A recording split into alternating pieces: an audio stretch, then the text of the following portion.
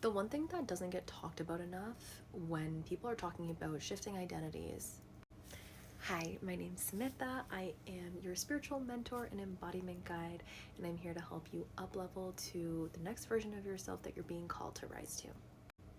So when we hear people talking about identity shifting, they're often talking about shedding those old parts and becoming these new parts, and I am guilty of this as well too.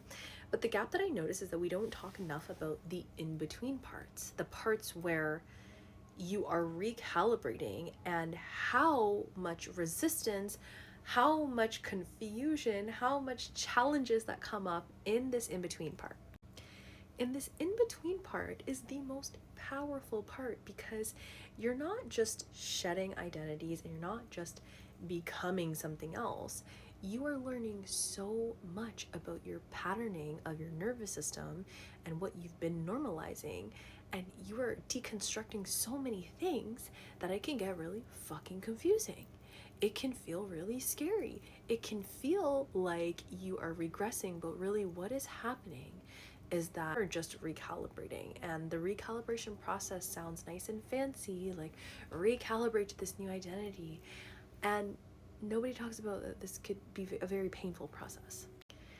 And although it can be painful, it can be confusing, all the things that I just described, there is still beauty in all of this, because you are literally not only creating this new version of yourself, but you are being so intentional about it. So intentional that it is like these intricate moments where these micro shifts are happening, and we need to pay attention to those things, because it's in those micro decisions that we make, the micro belief thoughts that we have, where the actual recalibration happens. It's in this in-between phase.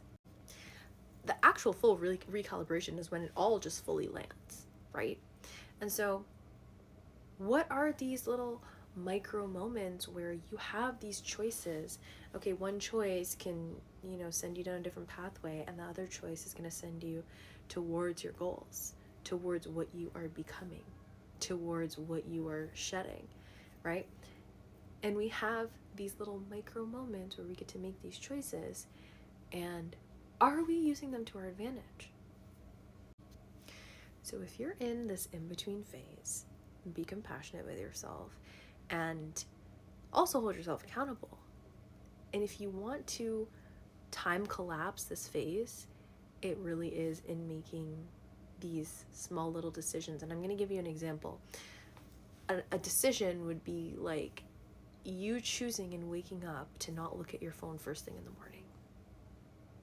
Okay, that can seem like not a big deal, and it actually says so much about your willingness to connect to your next version of yourself, to connect to your higher power. Because the first thing that you do in the morning, you should be taking a deep breath, and you should be connecting to your body.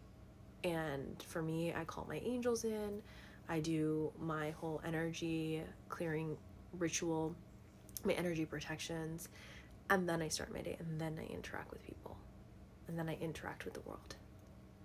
And that is something that I've had to build on, because that was not a part of my identity years ago.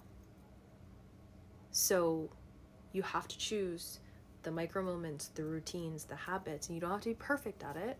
Doesn't mean that every day needs to look like that, but majority of your time, yeah, if you want to get out of that middle phase in between the shedding and the becoming, because that middle phase, like I said, it can be really heart-wrenching, right? But you gotta choose what's best for yourself.